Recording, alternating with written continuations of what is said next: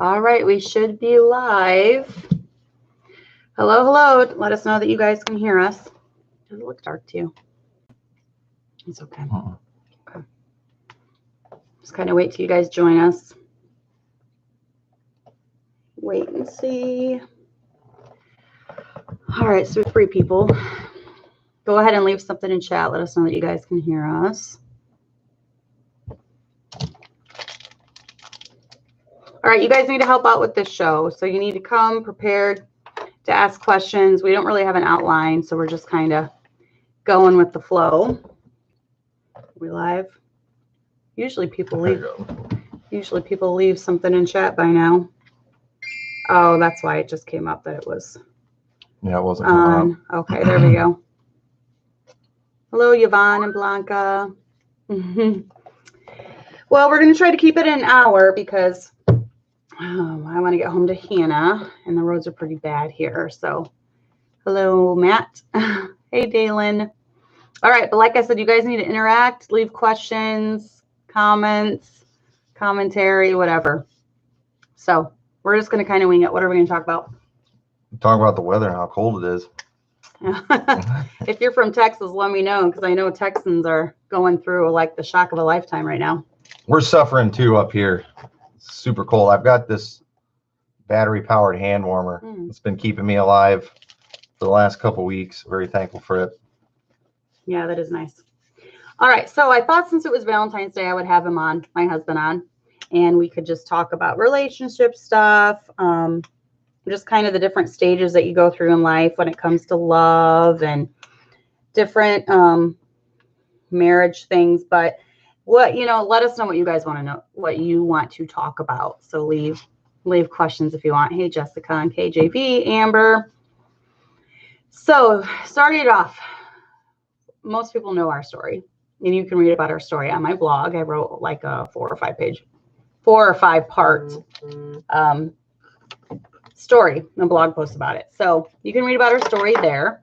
But would you say that there is different stages that you go through in life when it comes to relationships and love and all that? Yeah, I think so for sure. I think the most important thing to understand about relationships is everything you see on TV is fake and false. And most people try to recreate what they see on television. They think that's all what relationships are all about. And if you're doing that,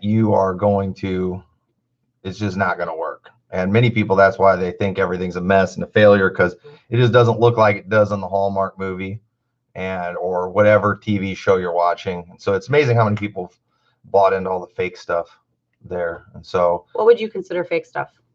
Well, just a lot of the visuals. So it's all about like these, big Kodak moments, going to these fancy places and having these fancy dinners and doing all these big events that just scream success and happiness and stuff. And the truth is, that is, even if you do big events, you go to fun places and all that, that is such a small percentage of your life. The vast majority of your life is spent, in your house, doing your job, just your regular routine. And so if your regular routine stinks, then your family and relationship and everything's going to stink. And so many people, they try working so hard to be able to afford these Kodak moments and to go do all these things they see everybody doing on TV that makes their life look wonderful, that they end up just destroying regular life trying to make that happen.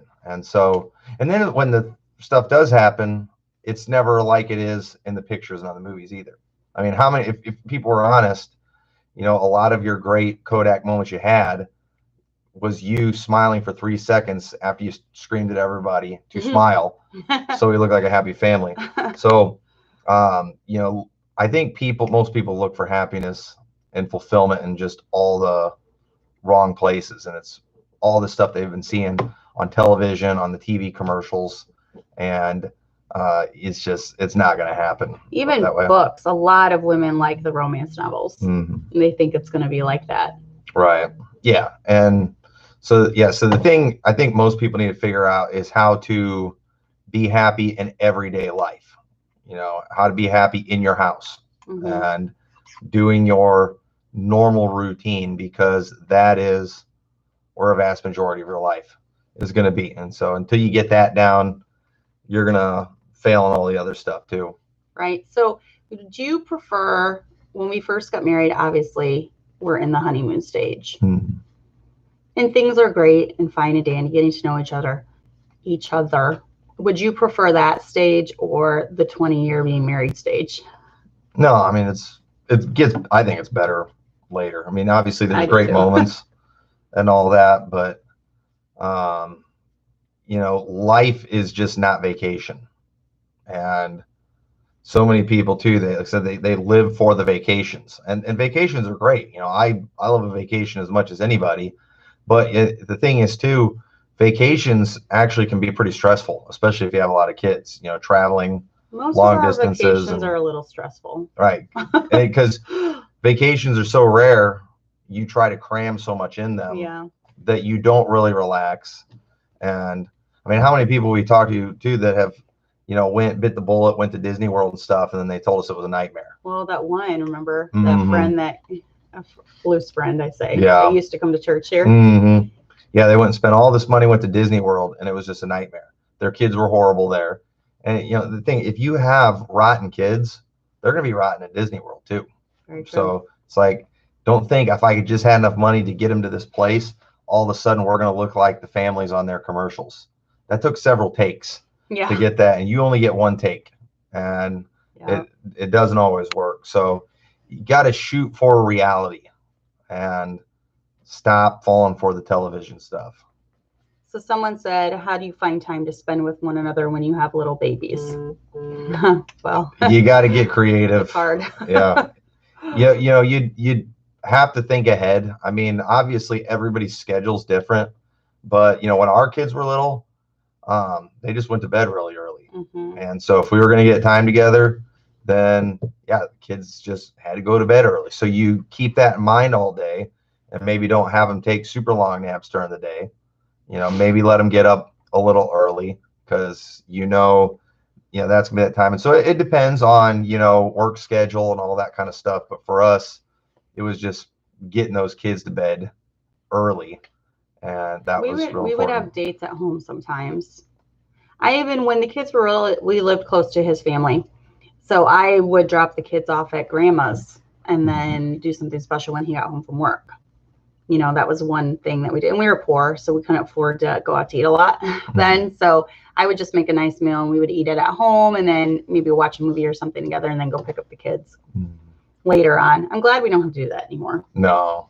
But so it's easier now when your kids are older. But when they're young, you have to get creative, and it's definitely challenging. But I think that's the most important thing, is having some kind of schedule. And the thing is too, with little kids, you got to have some kind of consistency with them. I mean, kids, they need routine. And if you need them going to bed early, you just need to make that a routine. You're not just going to one night, on this night, let's put them to bed early so we can have some time. It's not going to work. You got to get them used to that. And that's going to take some time. Celine said, I feel like babies would make you closer. I don't know about that. No, it makes you more creative, but I mean, there's a definite bond when you have that first child. Yeah. Knowing that your love did that, you can't. But when you have 3 little ones, I don't know about that. It's tough. It's very stressful, and there are going to be stressful times in life, and then more, calm times of life, I guess. But one thing too, and now with us, we don't have to worry about this as much, but I've noticed this with some of the younger families in our church. But, routine is like huge. I mean, sometimes they don't do fun things because they got to get their kids to bed. This is like their kids' nap time. And so I'm kind of back to where that almost seems weird to me. But then I think back and I was like, I remember when it was like that. Because if you got that kid out of that routine, it ruined the day. We never had a routine for our kids because of that reason. Because we've always been in the ministry. No, I've never been like hardcore You know, if wherever we're at, they have to take a nap then. And I think that's why our kids have struggled sometimes when it comes to napping. And because, I mean, look at Kelly. All day Saturday, we were doing, what were we doing? Oh, yeah, it was church stuff. So she didn't have a nap. Well, Kelly's not a success story, so we don't want to give any advice there. I mean, that's part of the reason she's not on a routine. And then yesterday we were here all day. And then when she doesn't sleep, that messes up her sleep at night. Right. So, yeah. And yes. And yeah, Kelly, we don't have her in a very good routine. No, and she's it's horrible. Awful. You know, but we have a lot of help. And, you know, after, you know, almost, you know, after 19 years now of having kids and chaos, you learn to just mentally block a lot of stuff out. And that's a little harder to do when you're younger. It is a little bit harder to do. But do you notice the difference in our parenting now from when we were younger? Yes. I think we're doing worse. No, we're not. You've given up. No, we haven't. Don't listen to him. No, I feel like we show more grace with our kids. Uh-oh, Kelly's watching right now, Abby said. Hi, love Kelly. You, KK. We love you. Super sweet. Kelly's adorable. She's adorable. God made her cute on purpose. Yes, it will too pass. The sleepless nights will pass. And I was trying to think of it with Abby. I was talking to you last night about it because Abby never slept either. But I can't remember if she was up screaming at night like Kelly. No, I don't remember her screaming that much, but she was just like never asleep. I don't think she ever slept. She did not sleep. You go in the room, she'd be quiet, but she'd be awake. Yeah, but I don't think she was up screaming at night. So. And you could lay her down for a nap, and I don't think she would scream, but she wouldn't sleep. So Kelly's eating chapstick. That's good. That's nice. No, I just went in to get some chapstick, and every single one of my chapsticks had the lids off. So I'm assuming that's only because it has to be Kelly.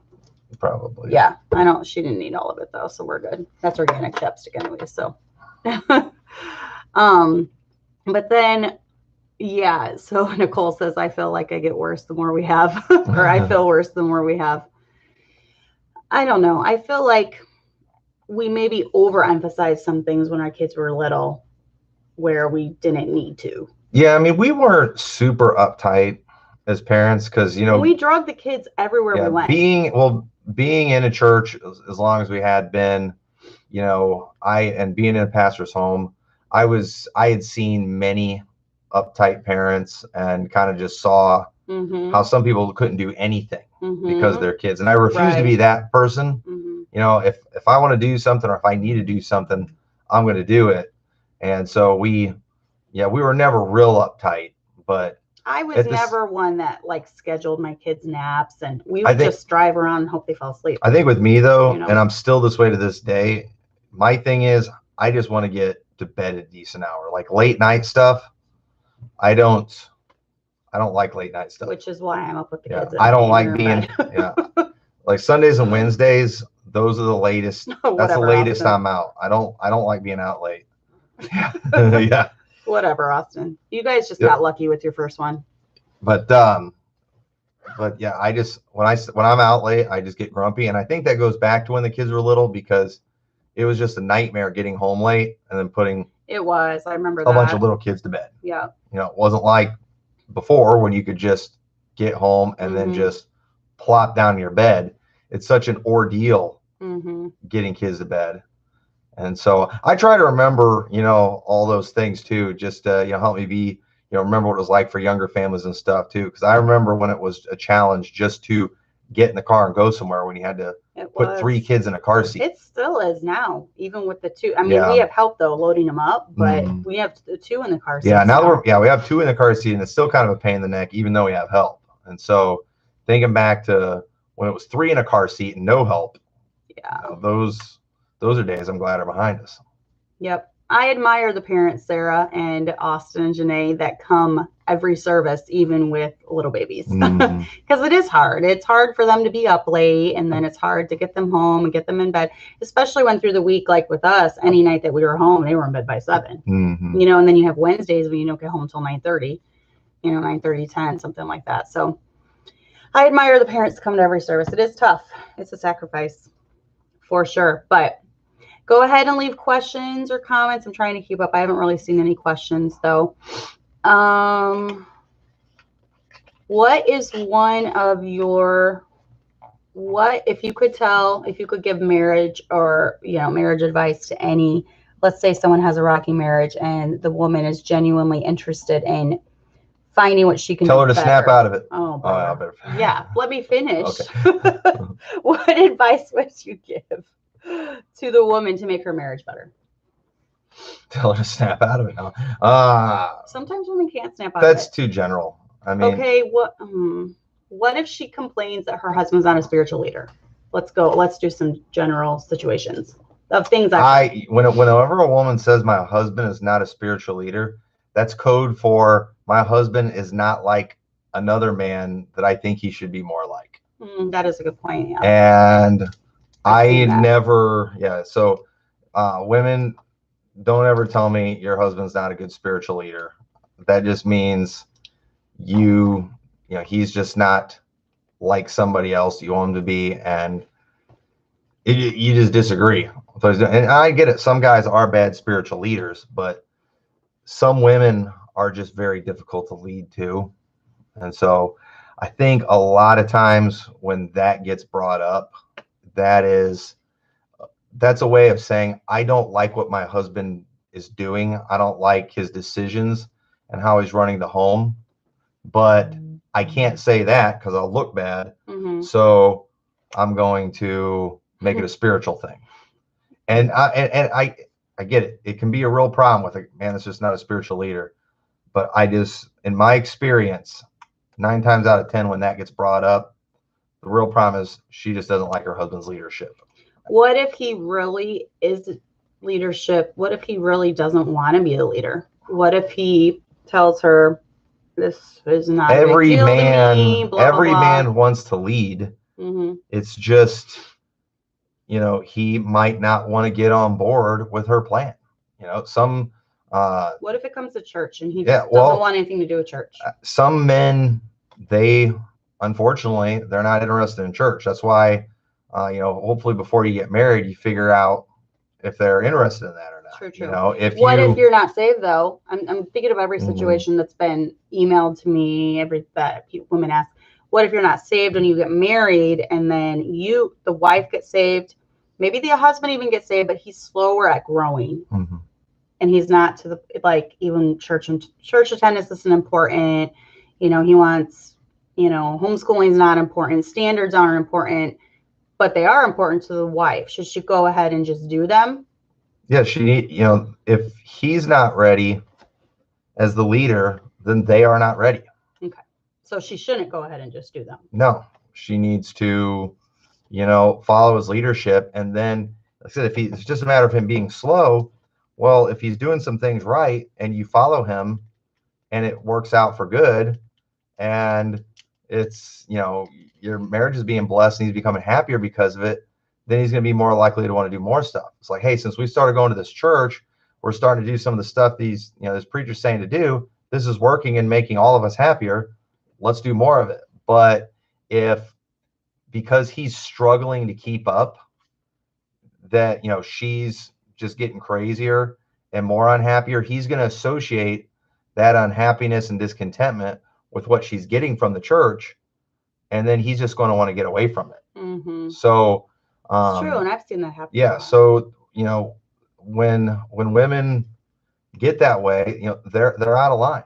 Why do you think they get super unhappy when their husband won't go along with standards, or, they get bent out of shape if, I don't know, he doesn't want to be at every church service? Or because why is that? They are doing the things they're doing for the pastor, for the people in the church. Yeah, that's what I thought. And not for their husband. Yeah. I know what you're all saying. I want it for the Lord. No, you don't. Okay. Yeah. Because if you wanted it for the Lord, then you would submit yourself to your husband like the Lord told you to do. Mm-hmm. And, you wouldn't nag him into submission. So, sometimes you just have to just be content with where you're at, be happy with what you have, and make the best of it. And, we have horrible leaders in our government. Mm-hmm. be miserable about it. I can go try to start a revolution, but it's probably not going to go real well for my life if I do that. And I've not really been called to do that. So you know what? I make the best with, you know, what I can do in the area where I have been given authority, and I have not been given any authority over the government.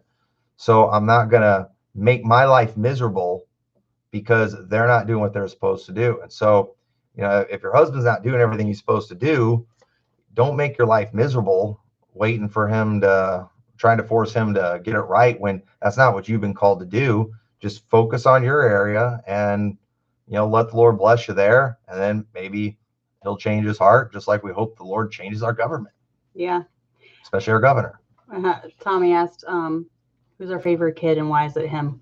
Then Matt said, you misspelled Abby. Yeah, that's funny. Do we have family Bible time together with all the children? We have not done this since our kids have gotten older. Now, I try to make sure that the kids read Bible. They have their own Bible time before school. They read their Bible every day. And then some of my girls also read the Bible for some of their Bible. They read 2 hours a day, and that's involves some of it. But yeah, you know, slacked off as they got older. Well, and I hate to say this, you know, publicly, but I know what you're gonna say. But you know, we all know, you know, the key to family happiness is the family altar.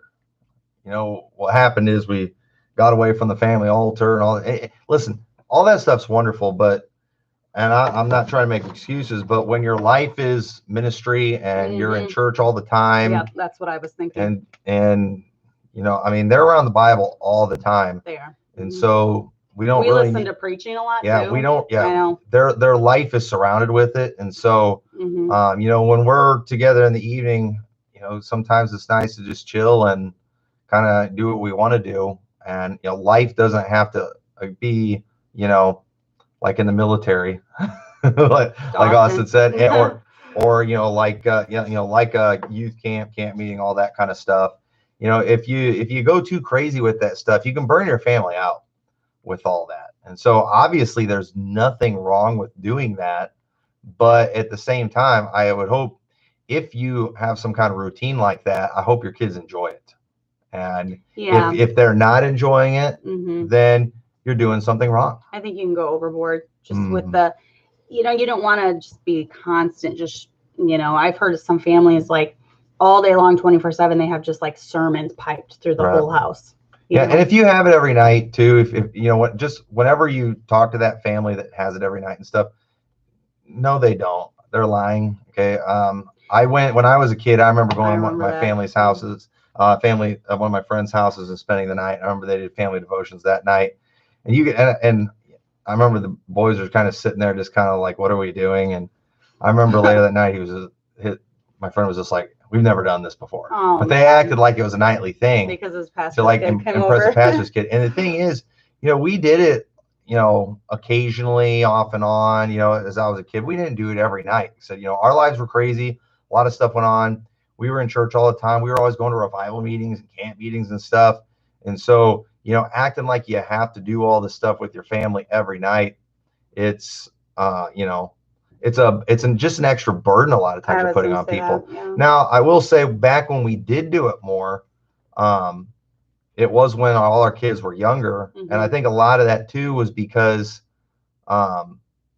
it worked out good when they were like, it was when we had the 3 little ones to kind of get them all in bed and calm them down. Yeah. So a lot of times it works great when they're younger, but it gets to a point too with your kids where everybody's got different bedtimes and stuff. And so it's just, which is the point we're at now. It's hard to maintain that. And so obviously I'm not down. There is absolutely nothing. I mean, it's a fantastic thing to do, but if it becomes a burden and it makes your kids miserable, I think you're doing more harm than you're doing good. Especially if you start trying to implement it when they are teenagers, you've never done it before. And part of the problem with that is some preachers do preach like, you've got to do this every night. Your kids are going to go to the devil if they don't. And so you got parents that are just like, oh man, they're just trying to force this stuff. And again, it's not about the Kodak moments. It's about normal life. It's about things in your house. That's where, you know, the happiness is at. And so you got to find that routine that works. And, Mm-hmm. you know, your kids need something to look forward to, not something to dread. Right. Not where every night you're going to all the verses about disciplining your kids, and then every time they do a little something during devotions, you're beating the fire out of them. You know, that's just not going to help. No. Dalen asked, I'm going to try to get all of your questions, guys. What's your guys' love language? What's mine? You know what mine is. Time. Mm-hmm. Quality time. Mm. What would yours be? Probably the same. It would be quality time. Maybe acts of service. Yeah, food. Yes, food. That would go along with acts of service. Yeah, that's a good book. Food. That's a good book if you want to read it. In fact, he only ever gets really grouchy. He gets hangry if he's hungry. So now that Abby helps out with the food, it's a lot better. And then I agree, Jessica, ladies need to win their husbands with their testimony, for sure. And the Braiding Baptist asked, what are the most important attributes to look for in a guy? What attributes did you look for that you're glad your husband has? I'll go first and then you can add on. So I did not have like this super long list like some women do, and they're looking for like a unicorn guy that doesn't exist. I basically wanted a guy that loved the Lord. And I don't know, we were just someone I was compatible with. You know, and I do believe that you need to be like the physical attraction. You know, don't marry someone that you think is ugly or whatever. So obviously I was attracted to him that way too. I could see what was under those big glasses of his. But I don't know, just a godly man. I just really, really wanted a godly man. I always felt from the time I was young, I would love to be in ministry. And obviously you're not going to be going in the ministry if you marry some punk or some guy, you know, into drugs or alcohol or anything like that. So I looked for a good godly man. So that was my main thing. I didn't have a list. Once you have lists are single people.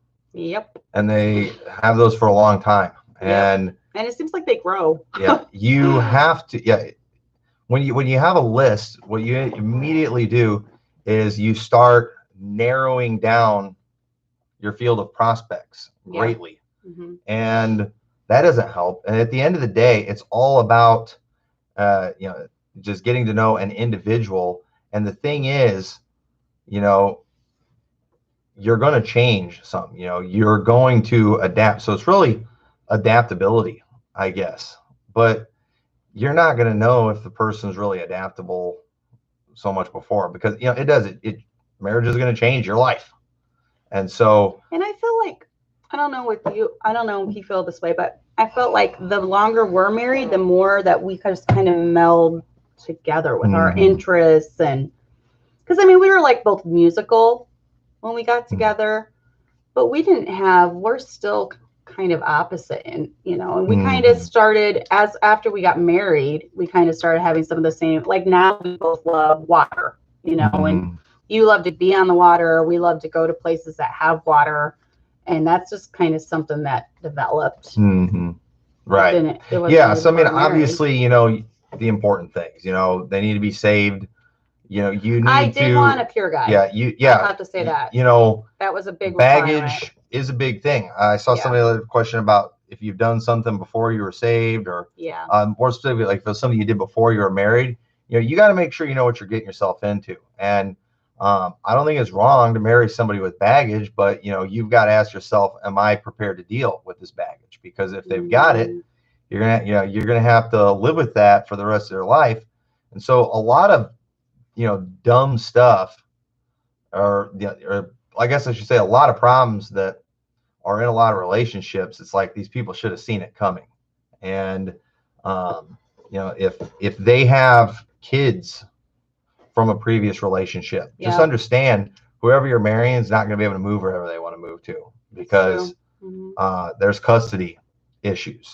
You know, I would look into, I would meet the person that they had that kid with, because that person is going to be in your life the rest of your life.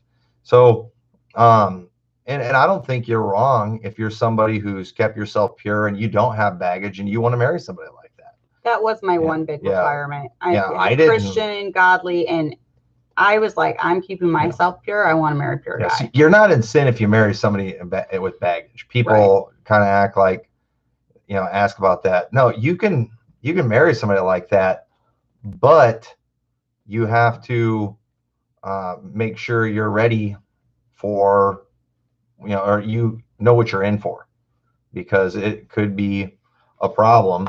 And some people choose to do that, and then they do fine, but some people wouldn't do well with that. And I'm the kind of person, I like my freedom, and I can't imagine having to deal with custody issues, and I wasn't made to deal with stuff like that. I don't do well. I don't, but some people can. But a lot of that too is because, that was, they've had to, and so they've adjusted to that. And I think that's where just seeking counsel comes in. If you're younger, you should talk to people about who you're interested in. You should talk to your parents. You should talk to your grandparents. You should talk to people in your church, because they can, probably give you some good advice and just give you a little taste of what you're in for. What about a girl that has a guy interested in her? Would it be okay for her parents to contact maybe his pastor? I think so. I think that's exactly what they should do. Or his parents, or yeah. I mean, yeah. If we're very old fashioned when it comes to dating stuff. If some guy just, for any guys out there, in case you ever pursue my daughter, I promise I'll be calling your pastor. Oh yeah. You guarantee I'll be calling your pastor, and I hope he sings like a nightingale and tells me everything, because I'm going to want to know.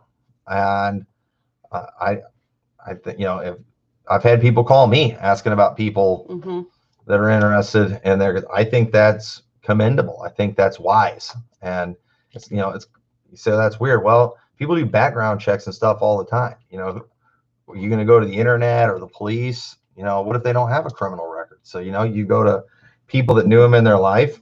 And obviously, if there's something super personal, I'm not just going to go like giving out confidential information, but I can give like basics and stuff. I'll tell them, hey, they're a blessing in the church, talk about, a lot of things like, how long I've known them, things like that. But people, that's not part of our world's method to seek counsel on those things. Pretty much all anybody tells you is follow your heart.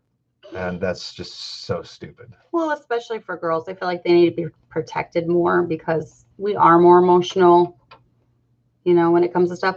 And for guys, I would say, if you're interested in a girl, ask your mom's opinion of her. Girls, if you're interested in a guy, ask your dad's opinion of him, because guys you seem to be able to see a guy's heart. Moms can kind of see a girl's heart. So what about this question though? What do you do if your husband cannot and will not forgive you for something you've done before you were saved and you have not done it again? Man, I mean, that's a tough one, because if people won't forgive you, you can't force them to forgive you. You can't make somebody forgive you. So I think you just got to give it time. A lot of times the reason people don't want to forgive is because they're afraid of maybe getting hurt again. And they have a lack of trust. And so I think it's a matter of just gaining that trust. I think most people want to forgive. I think most people would like to relieve that burden, especially if it's your spouse. But people are also terrified of getting hurt again and burned again. And so that's just something that might take time. So I think you can't make somebody forgive you. And I promise I wouldn't be sending them sermons on forgiveness and hanging up Bible verses in the house and stuff on that. That's not going to help. But give it time. You can't force it. And then someone said, I know I really enjoyed Austin Janae's song too. It was very, very pretty. This may be a silly question, but should I follow my husband to the point that he doesn't want us to attend church? Should I continue to attend without him? Well, my opinion is, if he doesn't have a problem with you going, continue to go. If he's flat out, and what if he flat out tells you? Because I know we draw the line when your husband asks you to sin. Is you no longer going to church when you know you should be going to church sin? Yeah, see, and it's never as simple as that. All right. Now, obviously, I don't know you. Is that Rosa? Yeah. I don't know you, so I'm judging you based on other people that I've known. Okay, so don't take this the wrong way, but it's usually not just about going to church. You know, most husbands aren't going to have a problem with their wife going and doing something for a couple hours that makes her happy once a week. So the thing is, what it's usually the problem is what you're bringing back from church. And again, if you're coming back home and you're preaching the sermon that you heard to him, you know, every week, that's a good point. That's good. You know, if you keep learning stuff there that you're wanting to force on your husband that he's just not going to do, if it's just causing, if everything you're learning from the church is causing you to go against your husband's leadership, he's not going to want you to do that.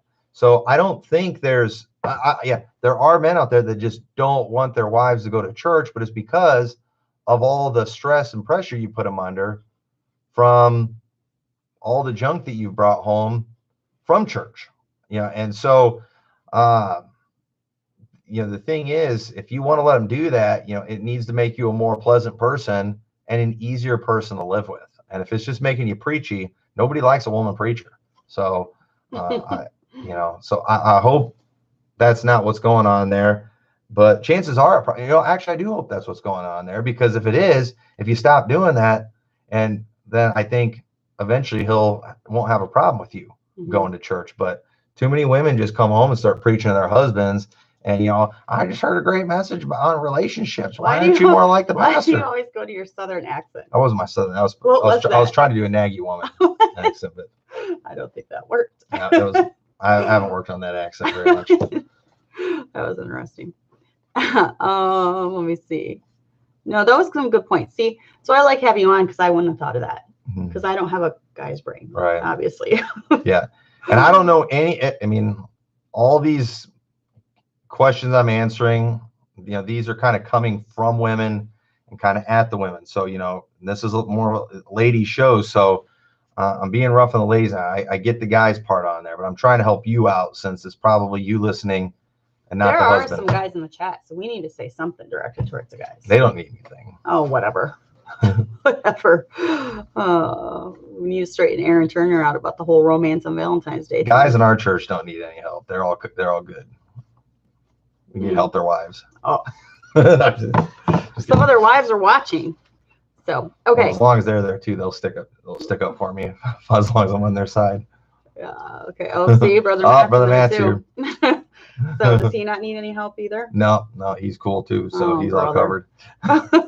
Yep. See, Sarah agrees with me. Wow. Amen, Cassandra.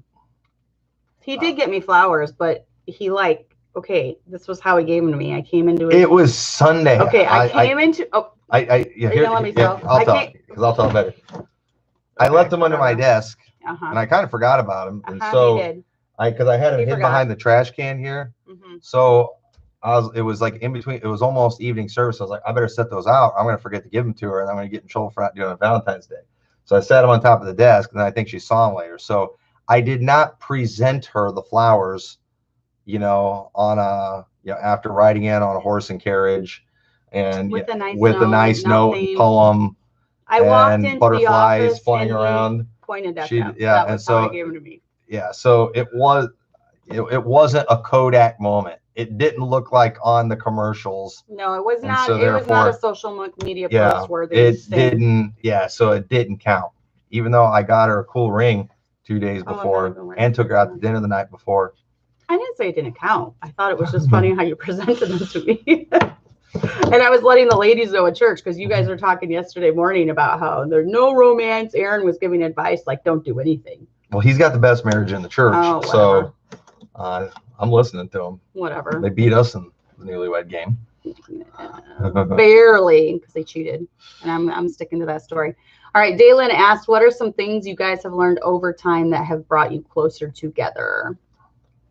My biggest thing is avoid the hot button issues. Yeah. We both have a couple. Yeah. Marriage, it's like a minefield on a video game. What? But one where you get do-overs and the mines are always in the same place. Okay, nice. And analogy. So when you walk through that minefield, it's occasionally you step on a mine and it blows up and you lose a leg. But thankfully, you get another chance. And so then you just remember the next time you play that level, don't step over there. And so then you get past there, and then you find another one somewhere else a little later on. But after you play the game long enough, you learn where they're all at. What is and one of then you just never my step there. red button issue? Hot button? Red Yeah. button? If she gets mad at me if I'm slightly disappointed that I don't have any clothes. Any clothes? You act like there's always clothes. We're Americans. We have more than enough clothes. And yours is, if your charger is gone, yes, you see red. Or if I take your pillow. I don't like looking for things. No, he does not. I hate looking for things. And so that's why the clothes things makes me mad, because I'm like looking for stuff. And when I've got to look for things, I get really frustrated. And my phone charger is one that just always comes up missing because she would always steal it. I don't steal your phone charger. Not anymore. It's not me. Not anymore. Yeah, it's not me. Because she stepped on the landmine. She had to play that level about 25 times before she finally learned where that landmine was. But it was not that yeah. But now, and our kids have learned too, don't take dad's charger, because it's just in our house, when you take my stuff, it vanishes. It's just our house. Our house, gone. Everything vanishes in our house. I don't know how that happens. Yeah, go see Brother Jackson. But the thing is, though, just go buy more chargers. Easier than finding your old charger. Sometimes you will buy bags of socks. Sometimes you will buy. No, socks. I have to buy new socks all the time, and then I never see them again. But it's nice for that week when I don't have to look for socks. But yeah, the thing is, if we had multiple chargers, then everyone would be comfortable taking mine. That's true. And they would be gone forever. And then they would be used to take my charger. So when I'm down to that last one, that would get taken to, and we start the process all over again. So that has just become a forbidden item in our house. And another thing I think that's helped over the years is I don't play this mystical game of you have to guess what's going on in my head. If I want something, I just tell him, like, hey, I need a date with you. Hey, let's go on a trip together. Hey, let's do this. And so instead of like sitting around waiting for him to magically guess what I'm thinking and take me on this surprise trip, I just plan the trip. Yeah. And that's just kind of how I operate too, even as a pastor. Yeah, it is. We've had people in the past that they like to drop subtle hints and use all these weird coded messages to try to get stuff out of me.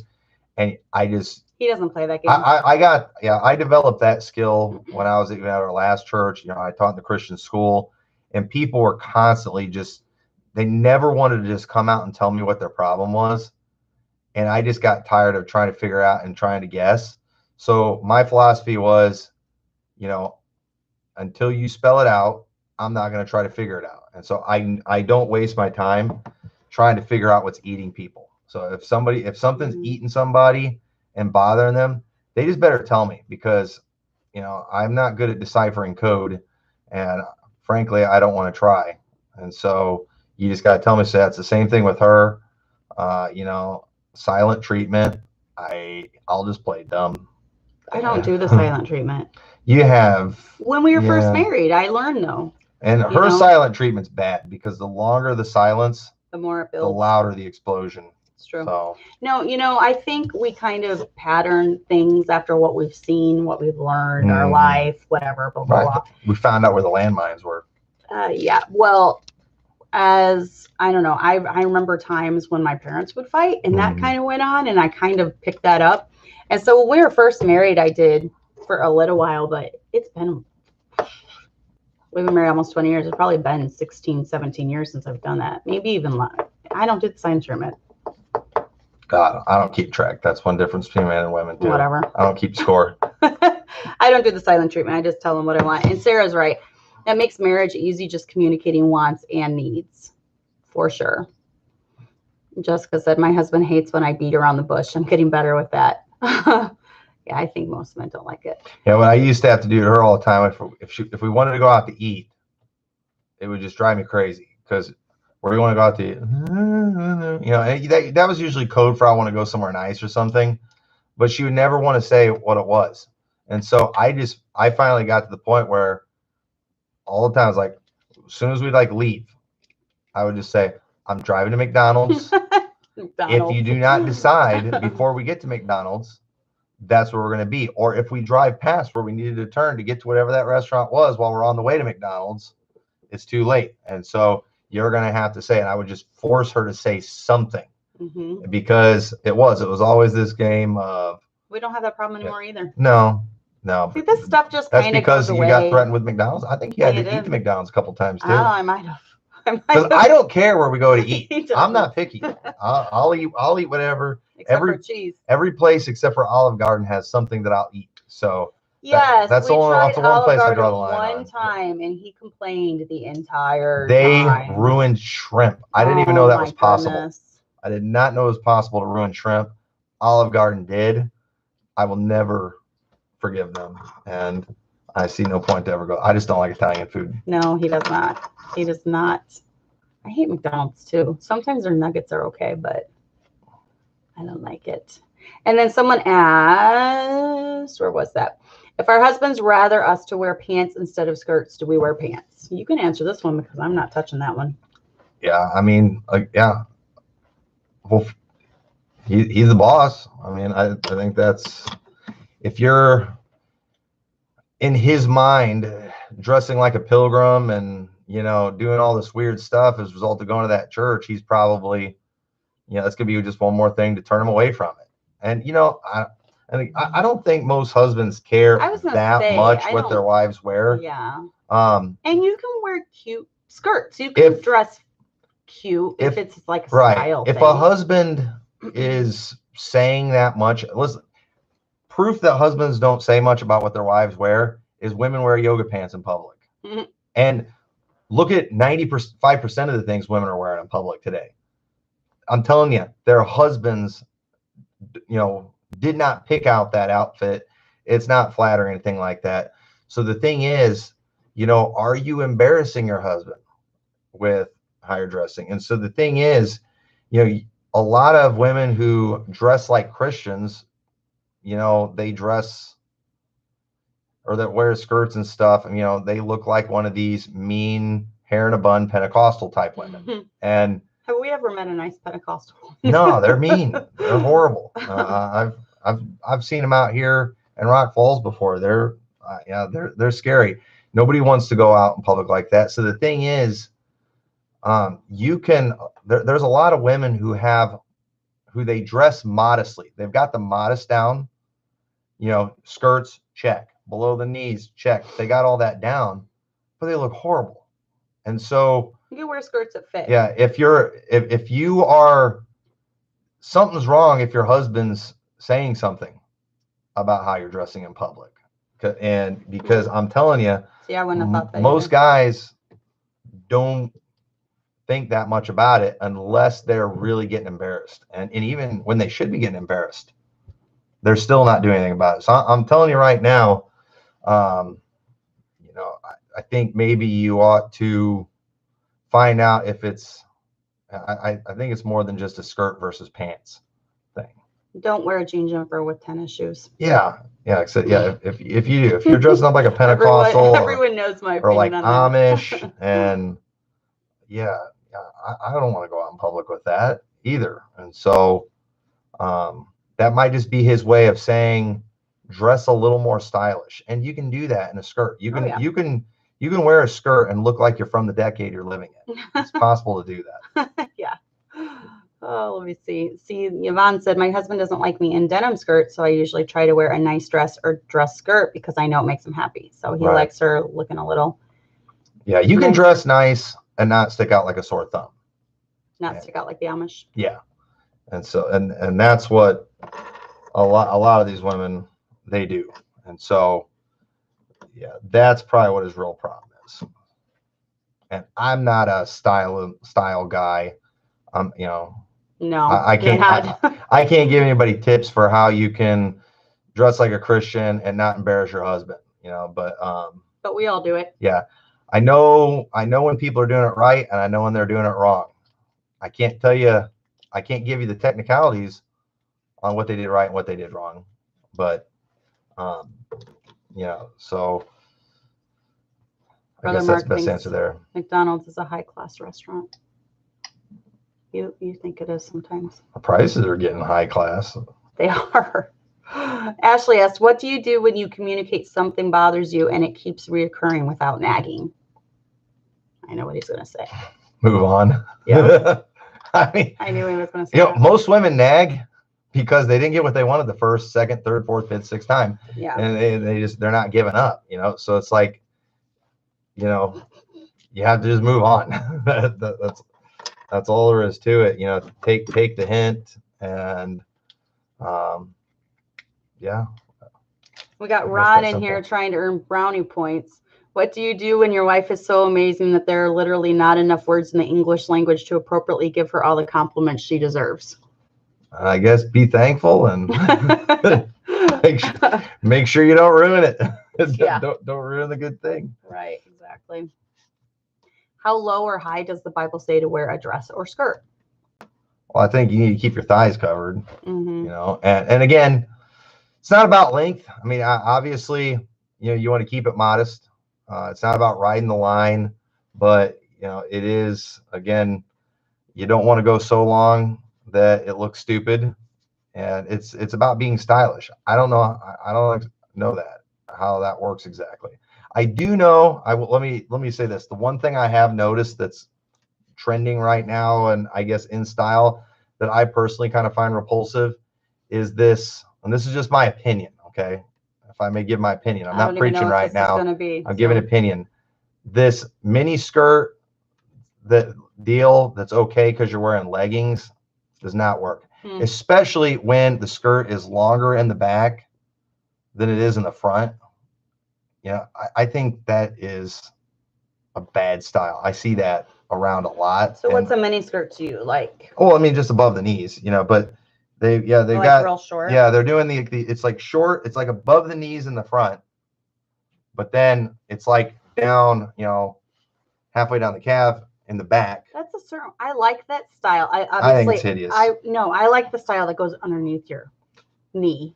But I like the high, but yeah, the style, I think it's called. But yeah, wearing the short skirt, that being okay just because you're wearing leggings, you know what? I'm fixing to go, you know, camp meeting on that and just, you know, declaring it a sin and making a big stink about it. No, don't delete the comment, Abby.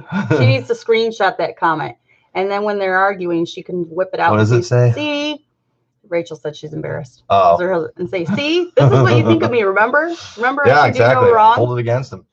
But yeah, that's the only style thing I've noticed that's going on. So yeah, dress like in your decade, except for that. Like, leave that one out. Skirts need to go below the knee, even if you're wearing leggings. Interesting. Yeah, Jack Scott said it needs to go down to the mid shin. I wouldn't take advice. And we will not go through that whole quote that he did on that, but yeah. Okay, so you gave advice for women, we kind of steered away from that. If you could give any marriage advice to young men that are just getting married, what would you tell them?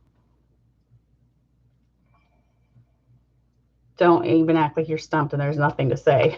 I mean, for young men, think about all the guys that's too general. I need more specific. Oh, what about these guys that get married thinking that, you know, these Baptist guys, okay? They're going to marry a woman who's going to pump out a baby every 2 years for them, cook them hot meals every night, always be happy, always be singing, always stay fit, even though she's pregnant, you know, 8 times in 10 years. Right. You know. Yeah. Okay. So yeah, that's just weaker vessel. Give honor as unto the weaker vessel. Yes, you can handle her having a kid each year. You know, you can handle, you know, you can physically endure her going out soul winning with all those kids every week and going to all the church services and doing, yeah, you can handle that. You can handle her doing all that and cooking all your food and cleaning your house, but she is the weaker vessel. You need to dwell with them according to knowledge and, you know, have some type of empathy for her situation and not put too much on her. You need to, when you have some, and women don't like being compared to cars and treated like cars, but if more men treated their women like cars, Okay. it would actually be better than things are in this world today. This is being made into a clip now. And when you have a nice, car, you know what you do? You baby it, you take care of it, you park it in the garage, you do all those things.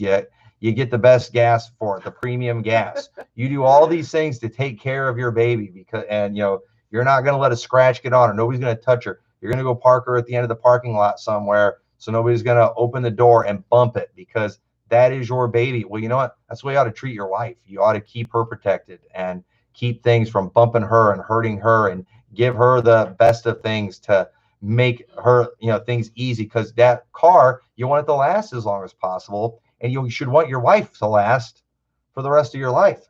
And so I'm telling you, if guys got back to treating their women like cars, then I think, you'd be better off. Now, women, if you want to get treated like that nice car, it'd help if you're not out putting bumper stickers on the Ferrari, tattooing yourself up, doing all these things that women do to themselves, but,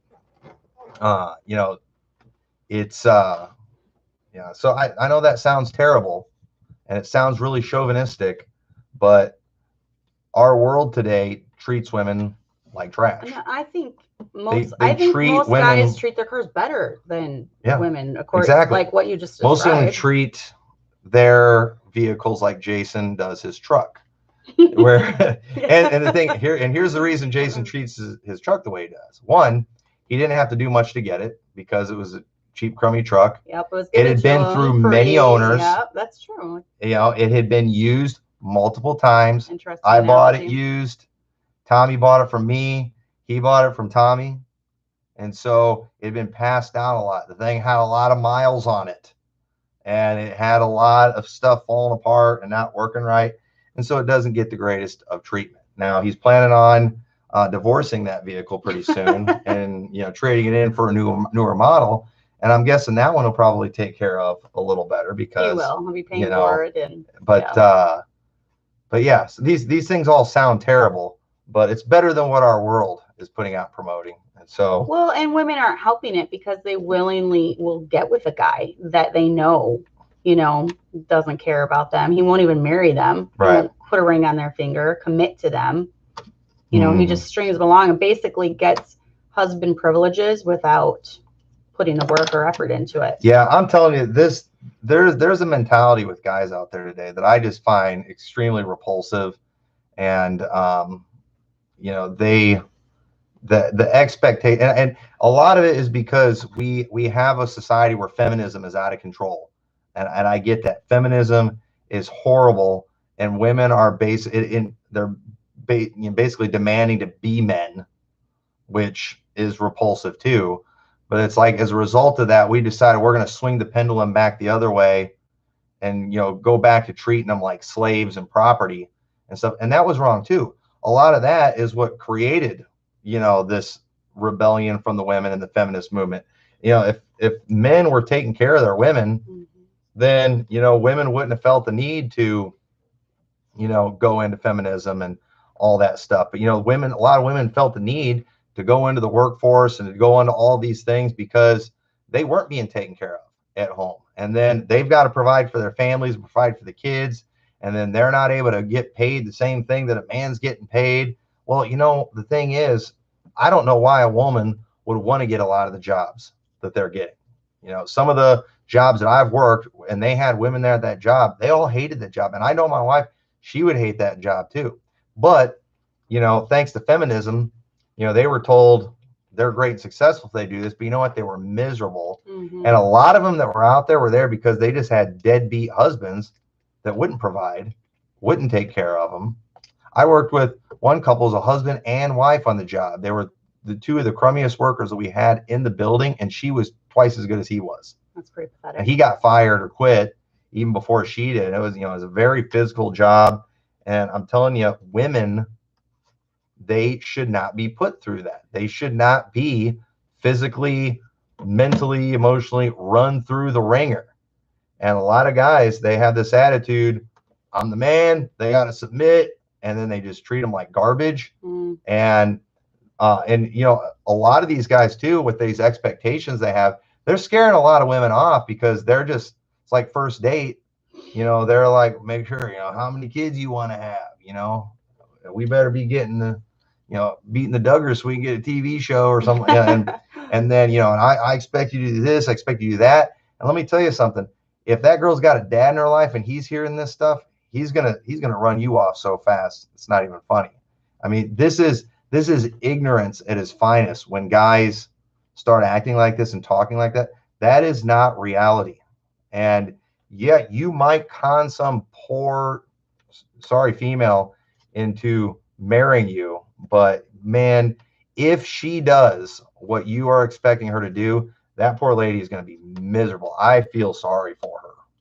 So yeah. Okay. So this one is a loaded one too. If your husband wants to use a form of birth control, nothing that terminates or anything sinful, but is done having children and wants no more, is that a sin? I don't think so.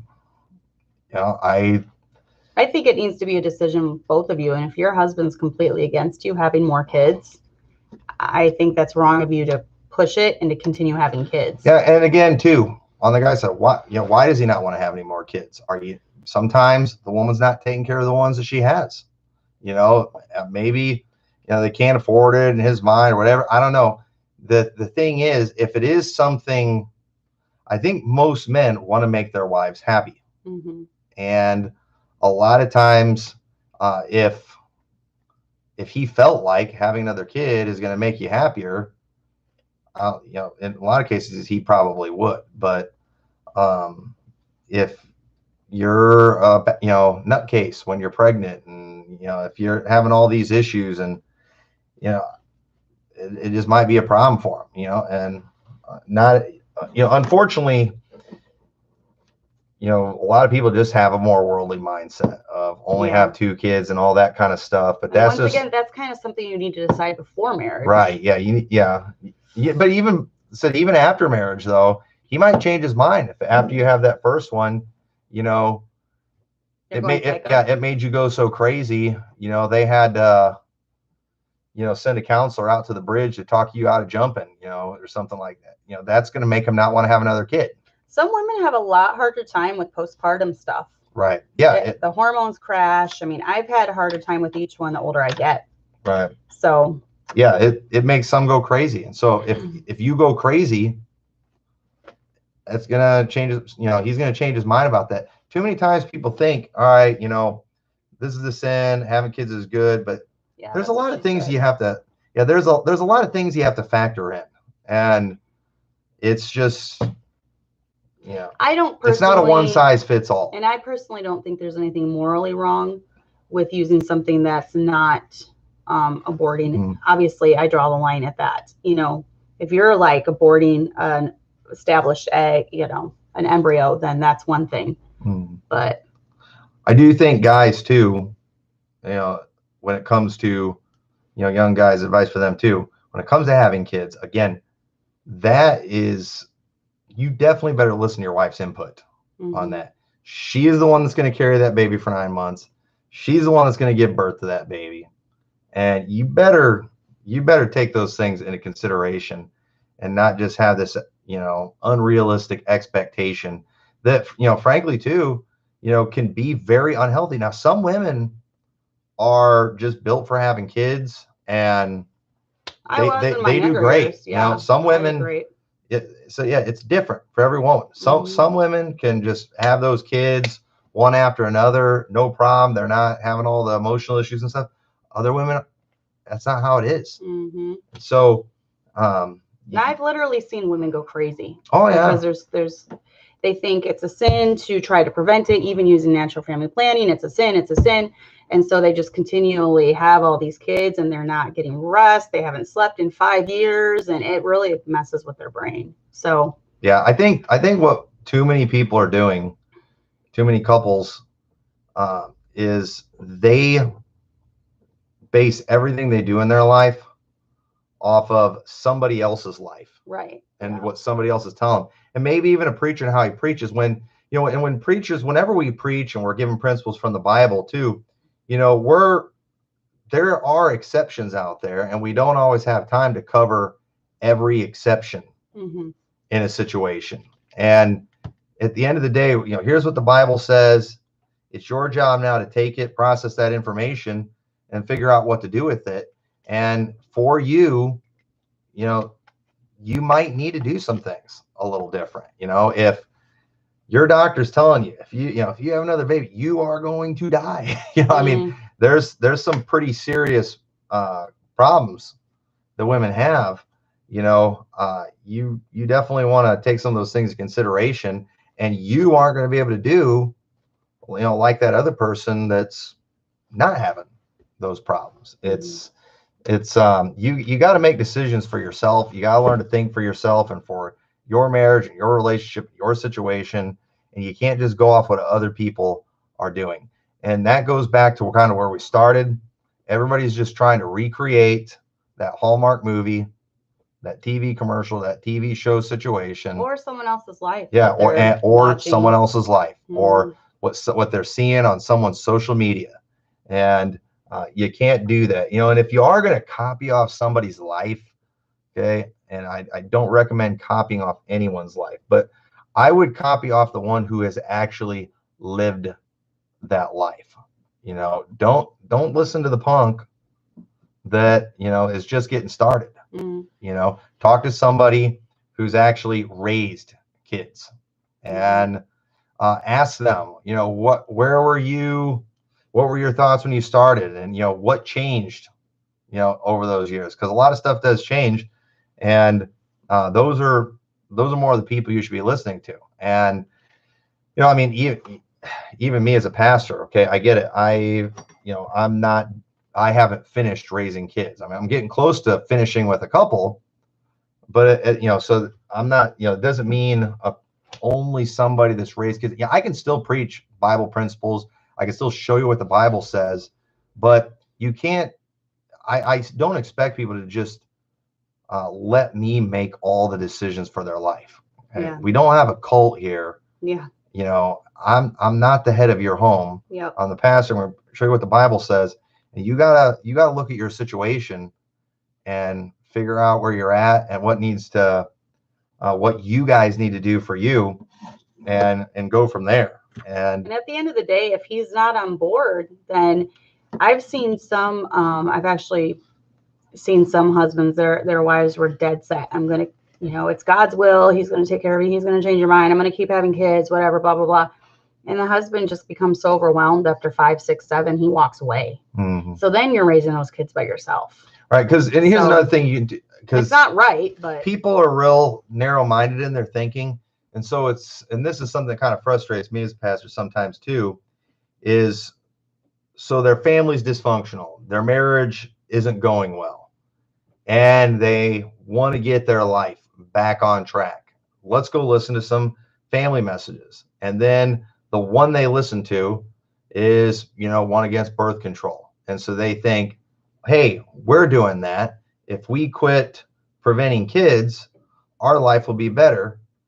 And so let's go get pregnant. And then we solved our family problems. But wait a minute. No. Wait a minute. What if it's never just one problem. If the husband is not working and providing for his family, you think having another kid is just all of a sudden going to make that better?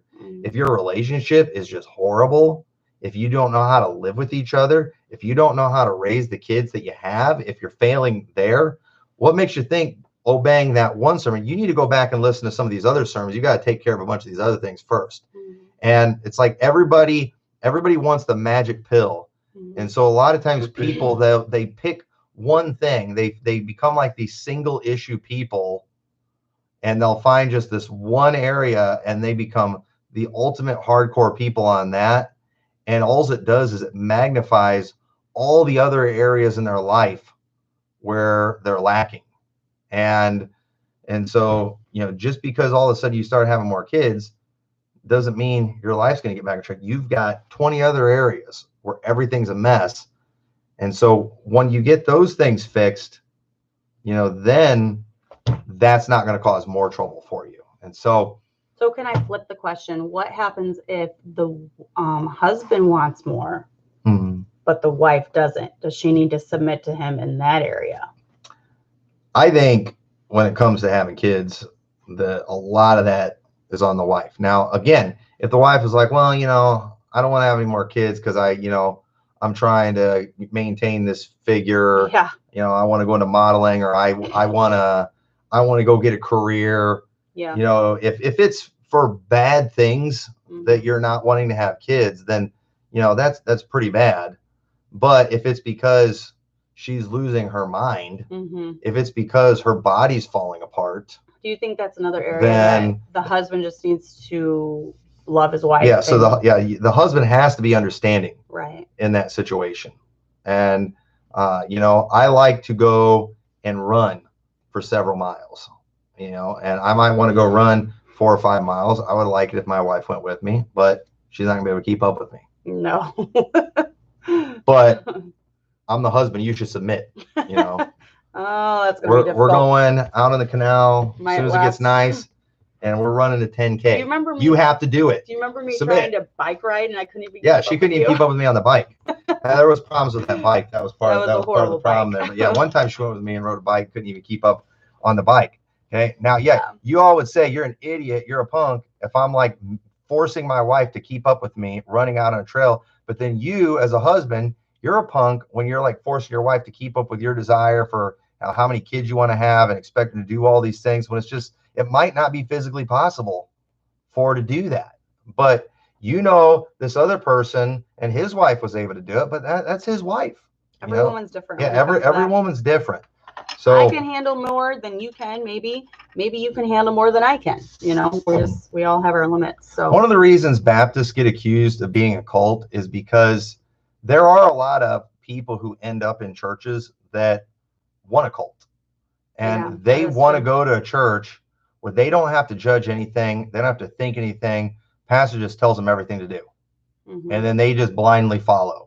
And I've never been interested in doing that type of thing. I don't want that kind of power over people. And so I teach people what I believe the Bible says, and then it's up to them to, do what they believe they ought to do with it. And I think that's the way it should be. Yep.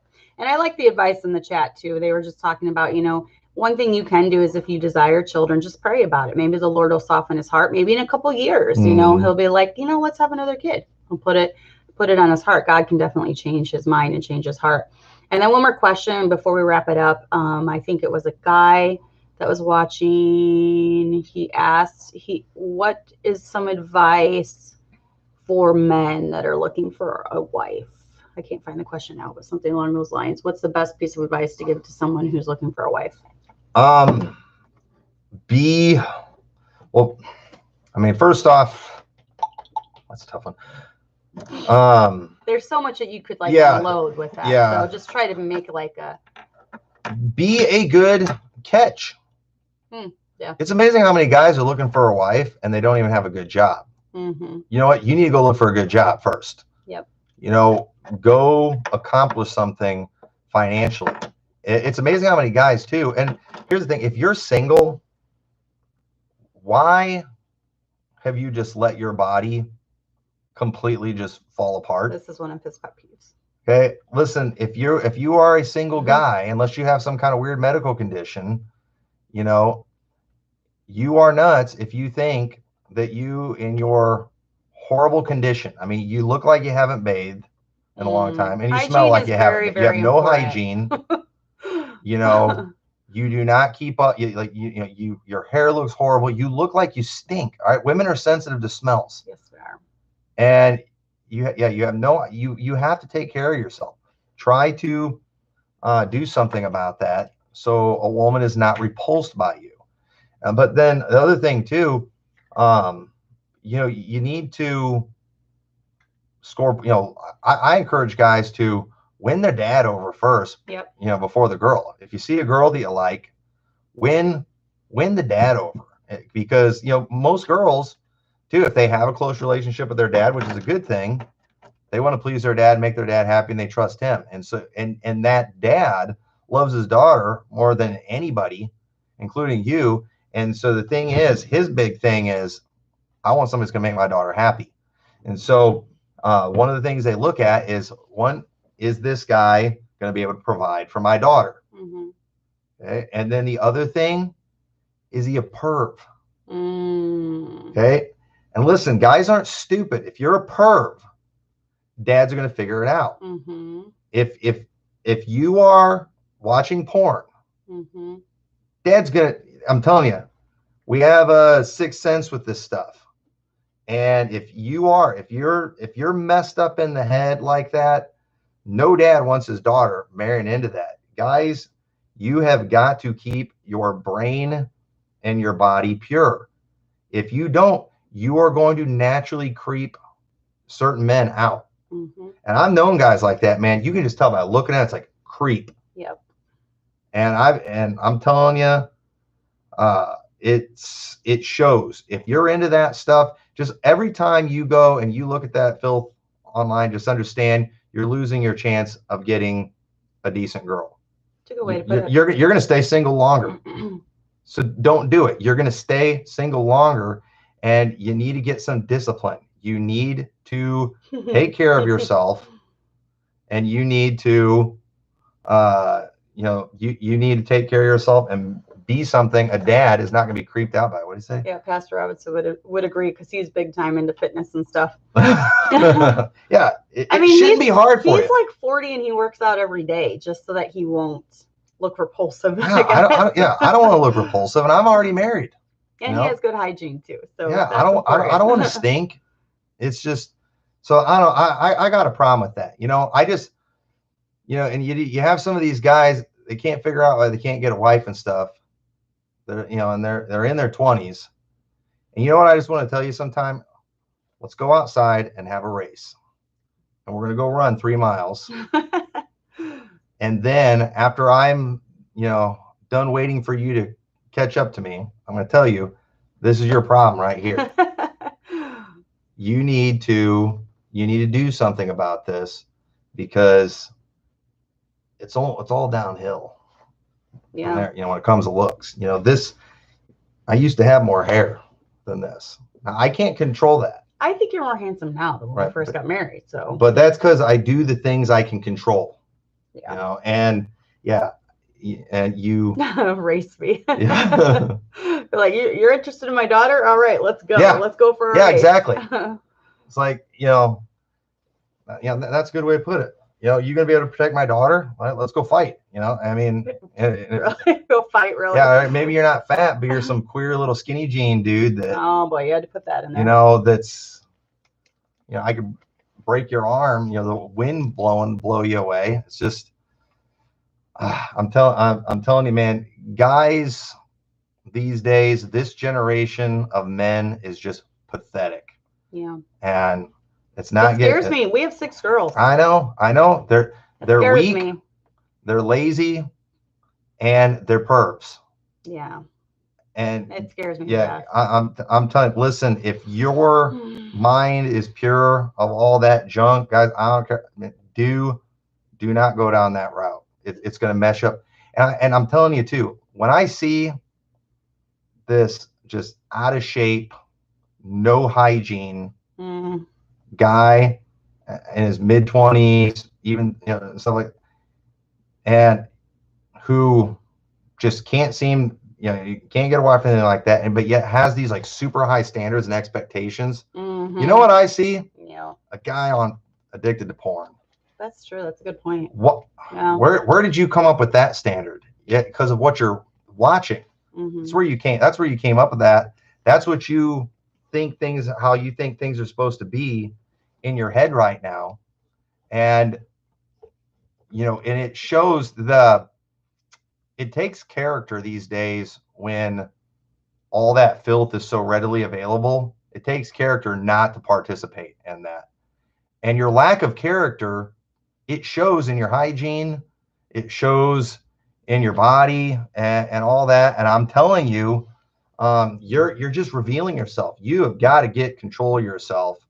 And if you can't even control, what you eat, you can't control your activity. I mean, you're not even disciplined enough to just clean yourself up a little bit. I don't think you can control yourself when you get on your computer and on your phone. Mm-hmm. I just don't. I don't think you can.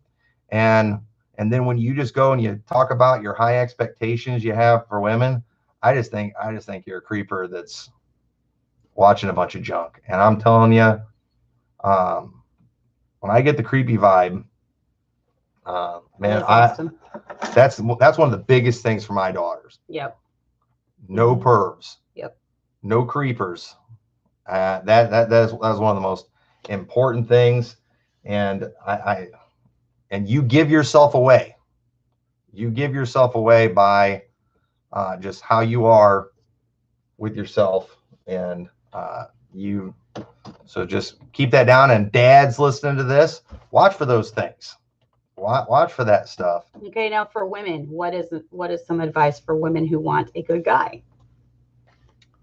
Yeah, some of the same thing, man. What's your excuse? Yeah, you didn't have any kids yet. You're not nursing and taking care of a bunch of little kids. Sometimes women stink and look like they got BO and all that stuff. I mean, guys are visual creatures. We just had the newlywed game. One of the questions asked, what was the first thing you noticed when you met your wife, about her? And, almost everybody's answer, guys said pretty. Yep. Because obviously we know there's a lot of other things that are important. But the thing is, we don't, most characteristics you need to know about a woman before you get married. You have to actually talk and have a relationship to figure all that stuff out. But the one thing everybody can figure out right away that everybody wants is looks. So just pretty, boom, that's first thing. All right. You're gonna be called chauvinistic now. You know what? Go do a survey and ask how many guys want to marry an ugly girl. And a lot of ugliness could be helped. Well, that's what I was going to say. Listen, girls, if you shave the sides of your head, yeah, you're not going to get as many guys that want to look at you. Yeah. I'm sorry. You dye your hair 5 different colors. Yeah, you do some of these weird styles. Yeah. Yeah. And ugly women do those things for a reason. It's so to look like they have control over their ugliness. And then that way, if guys don't like them, it's just because they just don't like their choices and who they are. No, it's just you're repulsive. I would just, for any girl, I would tell her to just not be harpy and not be loud and obnoxious. And no guy's drawn to that type of personality in women. So, no one who gives off that child trafficking vibe. That are out, definitely out. And then Ron said the first date I went on with my wife was with her dad and her to the gun range. It was a plus that I helped him shoot more accurately before we left and took his pistol apart and cleaned it for him. Know how to do something manly. Yeah. And I get it. Okay, our culture stinks, but are you wanting this world's culture, their girls that they're turning out, or are you wanting the girls that we're trying to turn out? And there's a difference, and we want manly guys. And if you look like you've never seen a gun before, and never seen a hammer or a screwdriver or things like that, we're going to be concerned. Dads want manly men for their daughters. And so when you're trying to win that dad over, don't wear skinny jeans. Okay. And listen, I love getting on skinny jeans, but even when I worked at the distribution center around a bunch of lost guys, they would make fun of guys who would show up there in skinny jeans. There was one guy, I'm pretty sure he's a queer. He used to show up in skinny jeans. Nobody knew his name. Nobody liked him. Everybody called him Skinny Jeans. How long did he last? Not long at all. I don't think he lasted a month. Wow. And a guy who shows up to work a physical job in skinny jeans has never done physical work before. Because I've never wore skinny jeans, but I guarantee I couldn't work in those things. No. And he couldn't either. And so all you're doing is screaming pansy when you do stuff like that. And dads don't want that. Yep. And Jessica said a woman needs to be fit, not necessarily skinny, but healthy. Women have different body types, but be sure to take care of yourself. I agree. Because obviously, I'm heavier than when we got married, but I've had 8 kids, 10 pregnancies. I lost 2, 8 kids, 10 pregnancies in 20 years. So every couple of years, I'm pregnant or giving birth or nursing, and Yeah, I'm not able to hit the gym every day, but I do try to take care of myself for sure. And then Jessica said, so many men want women who can cook and clean, but can't do one manly thing. Yeah. And then Sarah said, something I heard as advice from the 50s was to doll yourself up before your husband gets home so he keeps the same wow, she's pretty reaction every time he sees you. Now, I'm pretty good with getting dressed every day, doing my makeup, doing my hair every day. It's rare when he comes home and I'm still in my pajamas. But if you do, you know something's wrong, like I'm sick or it's just been a really bad day. So it's very, very rare. And then Pastor Robinson said a lot of single guys need to get some confidence, meaning get some courage to talk to girls and don't expect girls to talk to them. Yeah, exactly. Guys are supposed to pursue the female. Yep. And that's why too, you might need to go look.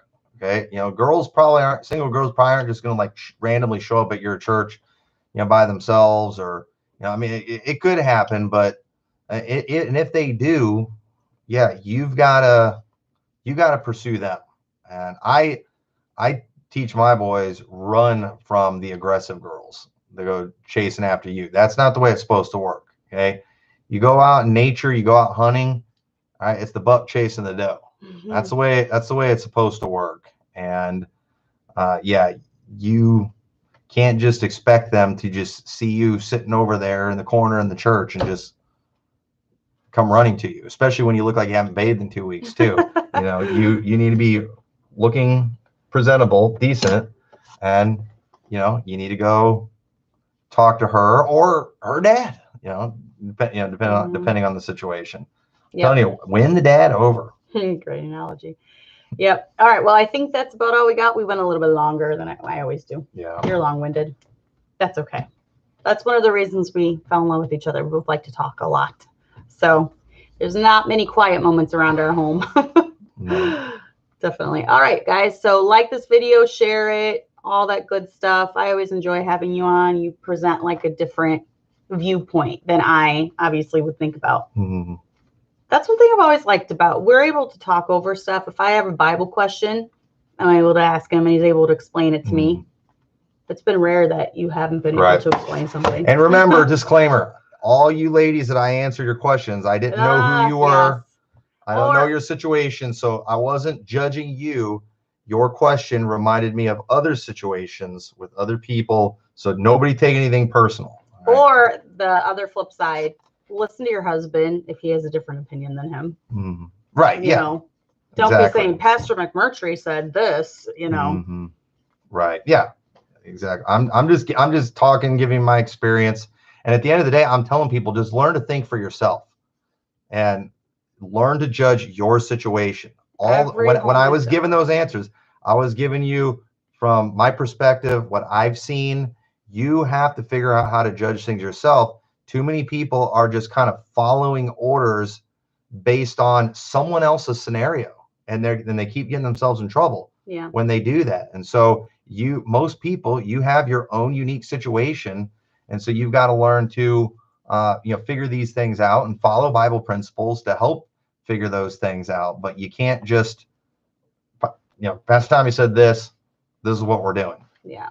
That's not how that works. And if we could just get people thinking for themselves, ultimately it would be the Bible is the final authority. So right. But the Bible doesn't spell out everything for every situation. The principles are all there to help us judge. But yeah, so when it comes to having kids, just remember this: be fruitful and multiply. That was a command that God gave to Adam as the federal head of mankind. It is mankind's responsibility to be fruitful and to multiply. But there might be some individuals within mankind that aren't able to contribute much or maybe any. It doesn't mean you're not obeying God. As long as mankind is continuing to be fruitful and multiply, then we are, as a human race, doing what God said to do. I think we've done pretty good because we have over 7 billion people in the world today. Yeah. The world population continues going up, even with all the abortion and birth control stuff that's out there. hey, most of us are getting the job done and doing that. So understand, it's mankind's job to do that. We're doing it. You might be in a situation where you can't contribute as much. So, and then we'll leave with this great advice from Brother Ron Hauser. I agree. What does it say? The key to a successful relationship is consistently surprising her with her favorite Starbucks drink. Shut up. My wife always wanted me to do that. My boys do it for me more than you do. I know. But yeah. We're talking about being manly, and then you're talking about going to order Starbucks. I always feel like a homo when I talk Starbucks. So it's like he makes me order it. So yeah, and she always wants a pink drink. I'm supposed to go, ask for like a venti pink drink. It's Trenta now. It's the big That's one. even more gay. I'm not saying that. So it's too humiliating, but that's all right. Oh Sometimes the things you do for love. So you got to order that Trenta pink drink. No ice. Then it's like 2 drinks for one. They really need to put on their menu like a translation for straight people. Oh my God. And that way, I think they'd get more business if they did that. You're gonna get my channel a strike. All the stuff you said about skinny jeans and oh boy, the first strike ever. All right, guys. I hope you enjoyed it. Happy Valentine's Day and all that jazz, guys. If you're gonna take everything's half off today, so women, stop nagging. All right. We'll see you next week. Bye. That was a different.